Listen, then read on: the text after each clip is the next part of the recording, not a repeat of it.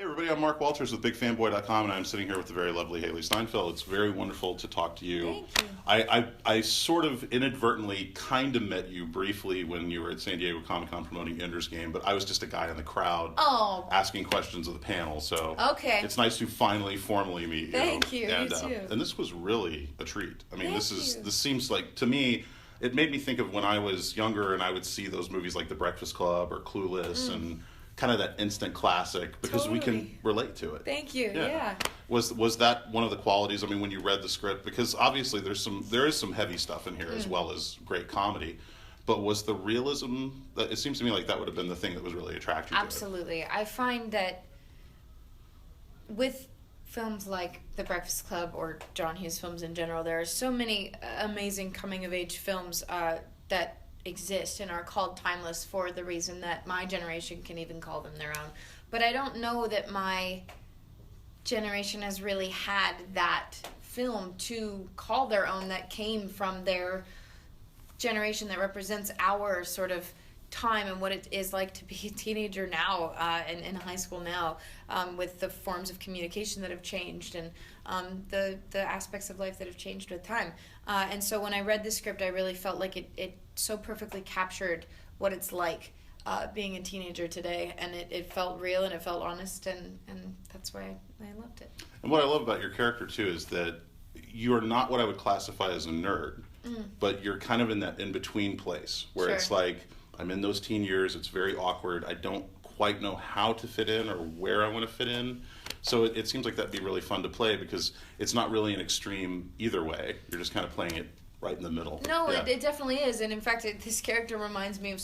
I got it. Got it? I Oh got my it. God! There was this little fly flying around, and he got it. I've done that twice now in interviews. No. The last time was an way. actual fly. And That I, was like, did impressive. that. I was kind of looking at it. I was like, I'm just gonna play it off. You Throw one handled of it those in well. there. You Thank handled you. it very well. Wow, that was really cool. Okay, where were we? We were That talking was about epic. playing it on a certain level where Yes, it's not okay. too extreme. That's Yeah. where we were. Okay. Yeah. I was homeschooled through high school.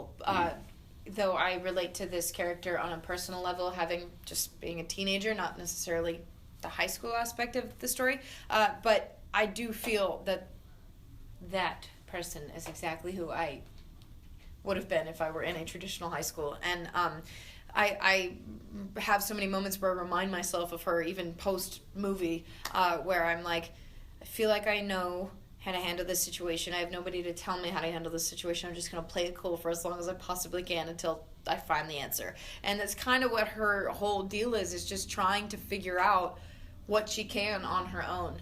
And you're right, she just kind of flies in the middle. It's not too severe one way or the other. And so many aspects in this movie are right sort of down the middle, which is cool because it's not, again, stereotypical in any way. There's also a great allegory in the film that between the difference between infatuation and love, and really, like, for instance, your friend finding a relationship that's very unexpected, and then you having this, pining over someone, and what that could potentially lead to.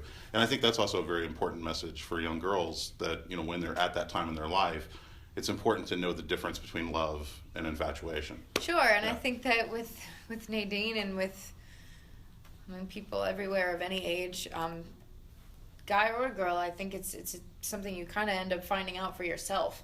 And in her situation, again, she kind of has this. She has the sibling rivalry aspect. She's now kind of competing with her best friend because now she's kind of taken care of and she has somebody that she likes and likes her, and now I kind of have to find that too, right? Yeah. So, in seeing pictures of this guy kind of fantasizing about what I know he is, right? He's the type of guy that's going to understand her. He's the type of guy that's going to totally have, the right comment after I finish telling him the story type thing. Getting herself sort of in that situation and then realizing, like, all she really wants is that human connection and that conversation and love. And she wants to explore later down the line and figure out what's what and who's who and all of that. But I think the immediate want is just connection. Yeah. There's also kind of that running theme of not really realizing who people are, Like even with Woody's character, who was, I mean, it's such a Right. great interaction between you two. Thank you. My God, that had to be like magical moments It on was set. It was just so, constantly. yeah. Thank But like not knowing who the real person is, Right. and finding that out as you know it goes along, and your defense mechanism, which is to kind of like, you know, they're not telling me what I want to hear, so Right. how do I react to that? Right. So those Exactly. it's just great balances and character Thank development, you. I think. So now working with Woody, can you talk a little bit about finding that dynamic, and how much of that was there, any of that was improv, or was that all scripted? No, a lot of it, well, we had a script that was flawlessly written, and I, anyway, speaking for myself, didn't feel that I had to do much else than what was on the paper. But when we were given the freedom to run free and say what we wanted to say and do what we wanted to do, that really is when moments happened that nobody saw coming. And with Woody, we would finish our scene, and Kelly, our director, would let the camera just roll, and we would be like minutes in to a rant that either made sense or it didn't, but either way it was fun and it was funny, and again, like you said, moments were discovered, and magic happened. I hope we get to see some of that, like extra footage, maybe I on the home do video too. release as well too. I do too. Yeah, and then also you mentioned Kelly.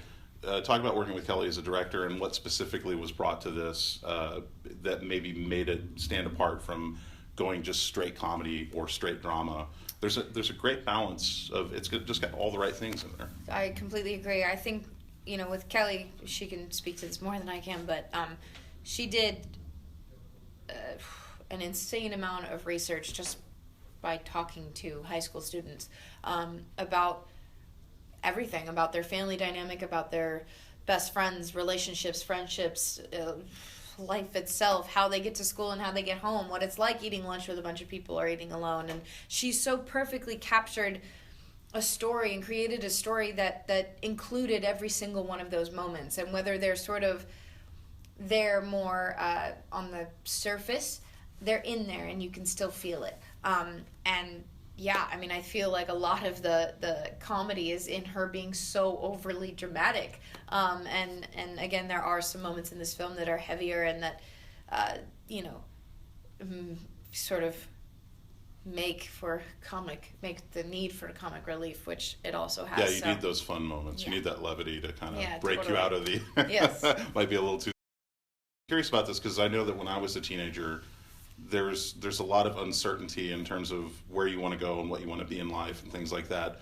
You're at that point now where you're kind of transitioning from the teen years to the adult years. How do you feel about your teens? Is that something that you don't want to leave behind, or is it something you're kind of anxious to get away from? I kind of feel in the middle of that. I didn't have like a terrible teenage experience to where I want to get out of it, but I also sort of don't want to stay in it forever. I am eager to see what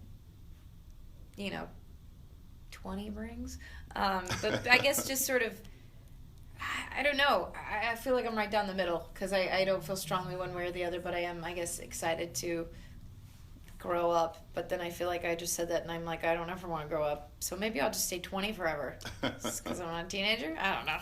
There's also the question of, in this movie, your character, it's not what you would call a glamorous role. It's kind of one of those roles that you're kind of putting yourself out there in a very vulnerable way for the audience. Is that sometimes daunting when you know that like you're not looking your best, or that you're not, Yeah, no, it is. I guess the thought of that sort of almost really registers when I'm like, what's going to happen when I see this movie with my friends? Like, you know what I mean? I'm not, I don't know. It's not, you're right. It's not the most sort of glamorous part, but again, it's real life. And I think more importantly than anything else, that's what I want people to realize, that, I feel like in this day and age, especially with social media, I think we open ourselves to so much judgment, and sometimes we don't even have control over it. We're just kind of at the mercy of it, and it just kind of, we again have no control, so it just kind of comes. But I think it's important to know that you can wake up in the morning and put on what you want to wear and not do your makeup if you're not feeling it, and it shouldn't matter what anybody has to say or do. And I think that obviously the thought of, like, again, seeing this movie with my friends being like, look at me now. I look a lot better than I do in the movie. It's fine, right? But it's like that's real. It's real life, and that's what it is. Well, that's another running theme in the movie is it's not so much about what you look like. It's about who you are. Exactly. And I think that's extremely important nowadays for high school kids to